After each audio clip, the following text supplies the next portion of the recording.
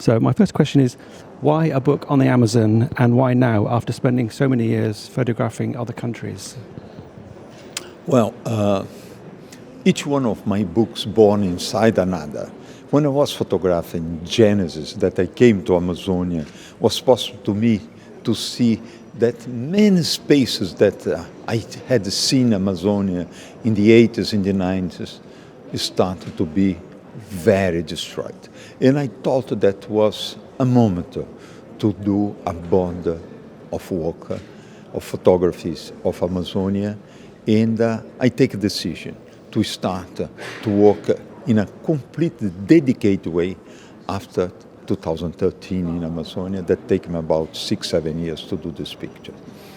I have here inside many pictures that I took before, and probably here together in this show I have about 9 years of work, 10 years of work. If I put all together, I made about 48 reportages in Amazonia, 48 trips in Amazonia to constitute this body of work. When was your first ever visit to the Amazon, and what were your impressions at the time, and how has it changed since your very first time you went? The heart of Amazonia do not change nothing. Amazonia is a huge space. It's a space that's about 34 times bigger than England, or only the Brazilian Amazonia. And when you travel in the heart of Amazonia, it's about the same. What changes the periphery of Amazonia? The farmers that is destroying Amazonia, the guy that reach Amazonia, they are reaching from outside to inside. It's the periphery of Amazonia that is where the huge pressure on Amazonian territory. But what changes also a lot is the climate in Amazonia. With the heating of the planet, we are living a huge change in the face of the planet. And the Indigenous, the communities in Amazonas are feeling this. It's changed a lot. The behavior of this huge force in function of the big change, climatic change around the planet. So the Indigenous people notice this themselves, they can notice the changes? Yes, the Indians noticed. And what is interesting in this exhibit, if you hear, we have 7 videos of Indian leaders, shamans, speaking about their actual problem in Amazonia. And of course, important problem for them is the pressure of the destruction of the forest, is the political behavior in Brazil against them, but one other problem is the climate change, that they are feeling this in a dramatic way. According to your book, there are 188 different indigenous tribes speaking 150 different languages, and 114 never been contacted by the outside world. What was your criteria for the ones that you chose, the 12 that you chose to visit and spend time with? What was the criteria in choosing those? You see, to do a body of work like this, you don't do one choice alone. We had a very serious institution in Brazil called FUNAI, that's the National Foundation of Indians. That to have an idea, the Brazilian Amazonia has about 25% of its area Indian territory. It's FUNAI that get this delimitation of this Indian territory, and this territory is protected by law. And to work in Amazonia, you must come through FUNAI. And for me, it was necessary to spend the time in the institution, in the headquarters of the institution, explaining what was my wish to photograph in Amazonia and choosing with them what tribes to go. You cannot go in any tribal. And with that teaching, I choose a few tribes. And after the choice was made, it was necessary to FUNAI to send someone from Brasilia to the tribe to get authorization from the Indians. If you don't get the authorization, you cannot go. If you come, because the Indians want you to come. And was made like this. Sometimes it took more than 1 year to get one authorization. It was a very long process. But the choice was not only me, it was me with the National Foundation of India. Okay. And what precautions were taken to protect the indigenous people protect their welfare and safety before you visited them. There was a lot of the procedures, weren't there? Oh yes, it's very serious because majority of these tribes, they don't have antibodies for the diseases come from outside of forest. And was necessary to me to go, I'm based in France, in Paris, to go to one bigger center of health control in Paris and do a checkup, a complete checkup, send it to the National Foundation of Indians with the approval of the doctors in France.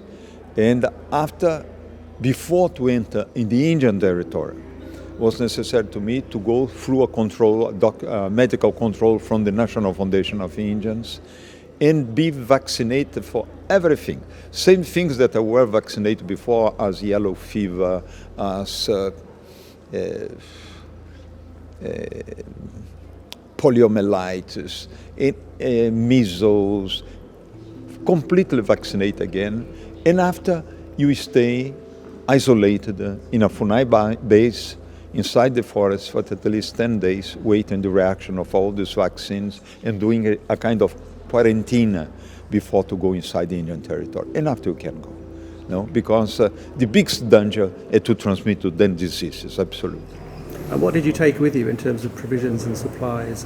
Oh boy, to go to a trip like this is a huge organization, a real expedition. I bring with me 10, 15 people, and was necessary to have at least 4 guys to pilot the small boats, because you must have specialists to drive the small boats inside the small rivers reaching the tribes, because we have a lot of trees that drop inside the rivers. If you don't pay attention, you explode the boat, you explode all the propellers of the boats, and you must have the guys that understand how to deal the boats there. And after, I must have 2 captains of the jungle, as we call in Brazil, guys that understand about the jungle, how to set an encampment, how to fish, how to collect fruits from the trees, because we bring with us a lot of basic food, as beans, as rice, as pasta, canned food, because the Funai don't allow you to eat the food of the Indians. And when you have good water, nice rivers, we can fish. And we fish a lot for the expedition. It was necessary to bring all this stuff, to bring a lot of medicine, because the Indians are not sick, but we can become sick. We can break a leg, we can have one snake that beat you, a scorpion. You see, inside the forest, you have a lot of probability to have accidents. And bring our hammocks, we sleep in hammocks all the time, bring canvas to do campments, and we live in campments, and a lot of stuff. But as all my life long, I was made my life in trips. I was very quickly adapted to Amazonia, and I prepare everything to Amazonia. How long on average would you spend with each group? Well, between 1 month and 4 months. It depends of the group, it depends of the distance. Sometimes you go to a group, and the group, all the tribe take a decision to go to a hunting encampment. That's 15 days, sometimes 1 month. And we go with them. You are not more in the village, the Indian village. You go live in the forest. And sometimes to reach there is very long. Plus the quarantine, sometimes you have 10 days trip to reach one tribe. And you know the day that we go, but we don't know the day that we come out, you know. All right, the logistics of taking pictures in these conditions. You have very high humidity, a lot of moisture, a lot of rain. How did you go about? You must have taken a lot of camera equipment. So what did you take, and how did you protect it, and how did you charge your batteries? Those sorts of things. Well, the equipment, I had the Canon to develop one very good camera, 1DX. That is fabulous camera that's completely tropicalized. This camera had no problem of humidity at all. And We don't have air conditioning. The big problem with the cameras in tropical areas, the air condition, because you bring the cameras inside, they are one temperature. When they go out, they count all the humidity, and you need 1 hour, 2 hours that they work again. We don't have never air conditioning. That means the camera were always in the conditions of the locale. And sometimes in the evening, when it was raining too much, where the humidity was 100% in the air, I bring one completely waterproof bag and put my cameras inside to isolate from the excess of humidity in order that in the morning when I take them I was supposed to work. Because sometimes the humidity was so high that we had the humidity come inside the lens and it was necessary to wait some sun to have the light cross inside the lens, put it in the direction of the sun, projection in order to dry the humidity inside the lens. And to charge the batteries, I bring with me solar panels. And the solar panels work very well. I bring one battery that I charge with this solar panel. And from this battery, I charge my cameras, pilots, all this smaller stuff. But I work with a small technical team in France that prepare all this stuff for me. That was supposed to get 12 volts from this solar panel and charge a battery and discharge in 12 volts. And with a small machine that was supposed for me to do 12 volts, 9 volts, 6 volts, 5 volts, independent of because I have not only cameras, I have a satellite phone that was necessary to me to be in contact every 2-3 days with Leila in Paris. I had a GPS, I have a iPod, bring music with me. I have my electronic book. Before I was necessary to bring a full bag of books to read in these long trips. Now just one of these electronic books is enough. But all this I must to charge, and I charge from solar panels. And one final question is, you mentioned about how the local people are very similar to everyone. They have the same needs and the same interests, and they're very similar to the rest of the world. But what do you think that we can learn from them? Well, they are similar, but there is one thing that we can learn a lot from them. The only thing they don't have from us is the violence. They are very civilized people. They are very educated people. Majority of these Indian communities, the last value inside the scale of values is the violence. They are not violent.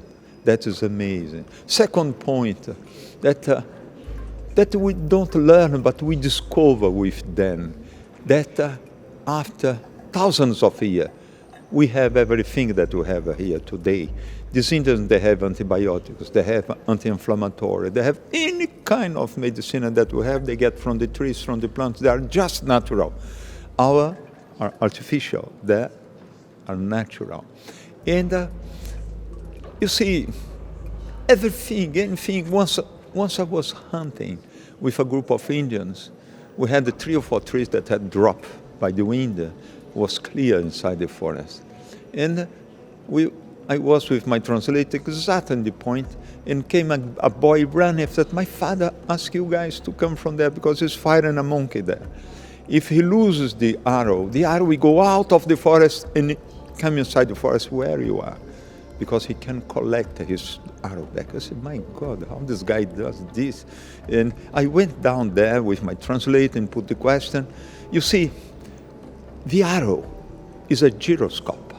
It's exactly a gyroscope. And the guy inclinated the feathers in the back of the arrow, more inclinated or less inclinated, he knows exactly the distance that his arrow can reach. And he threw this arrow, there is a trajectory that he calculates that his arrow come back. Because these guys go hunting with a lot of point of arrows, but very few arrows. 4 or 5, the contrary, they cannot. If they lose the arrows, it's finished for them. An arrow takes a long time to prepare. And sometimes when they hit the monkey or they hit a jaguar, the point of the arrow breaks. They have a new one, they adapt there, and they continue hunting. But they cannot lose the arrow. And after I understand, the trajectory of this arrow is the same trajectory when you launch a rocket that go to the stratosphere, and they do a trajectory, and they come and recuperate it then back. We knew this before. We just quantify, you just put numbers in this trajectory that the Indians have inside their mind. You see, it's amazing. When we go there, we are inside our history.